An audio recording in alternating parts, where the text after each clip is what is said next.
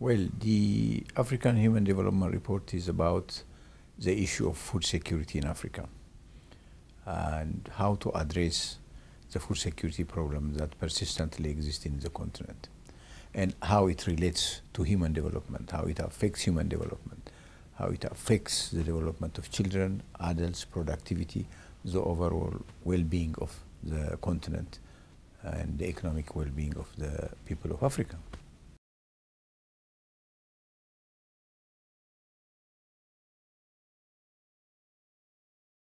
There has been rapid economic growth the last 10 years in Africa, on average 6 to 5% growth. This has been persistent, even during the time of the financial crisis and global recession. Africa continued to grow economically. But that is not matched with food security. Millions of substantial population of Africa, millions of people are gripped with hunger. There is a continuous flow of food aid. You know, currently you see in the Horn of Africa and then in the Sahel, millions of people are in food shortage, in food insecurity, hunger, sometimes starvation. Therefore, the growth does not match the needs of the population. We cannot afford to have such kind of a paradox.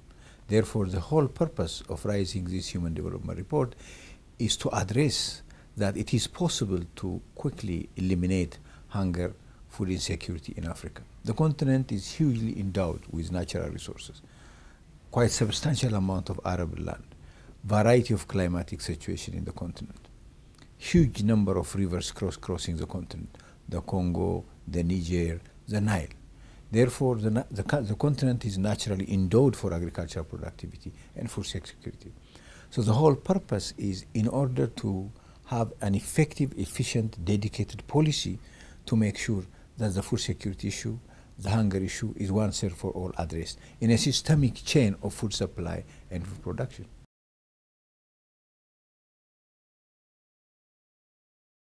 It's a sad feeling in a continent of plenty, naturally endowed.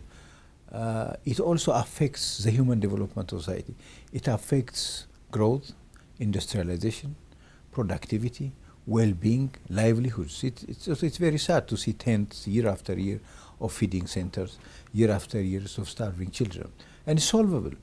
It's been solved in many continents. In Asia, through the Green Revolution, in China, in India, in Indonesia.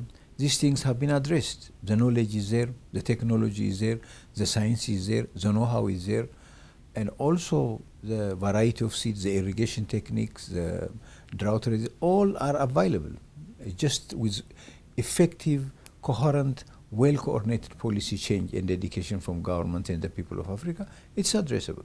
And with a large number of volunteers who have been development partners who are ready to help us, I think it is possible to address this. So we need to. We just simply cannot afford asking for food aid or begging for food at this stage of human development.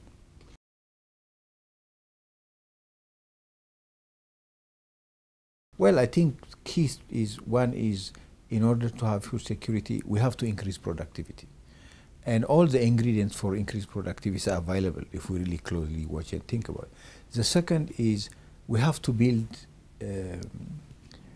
resilience.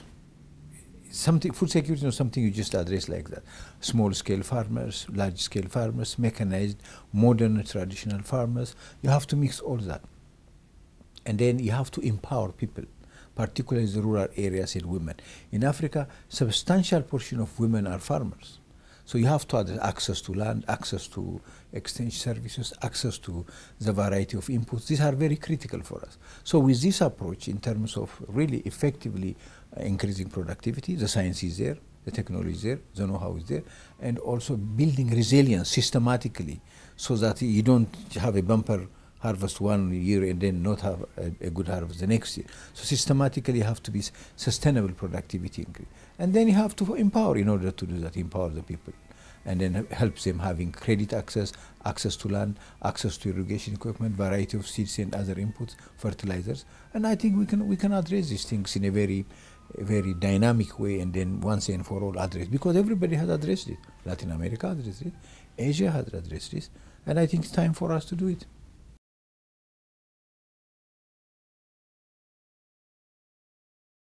we are not fated to starve, or we are not fated to have food insecurity. You know, with dedication, with coherent policy, we can really do. Food insecurity is preventable. Food insecurity is solvable. The ingredients are there, as I said, I repeat. The technology is there, the science is there. So it's a harsh paradox for us to have such kind of natural endowment, to have such kind of surface and underground water, and not to be able to face and change the reality. It's possible to change the reality.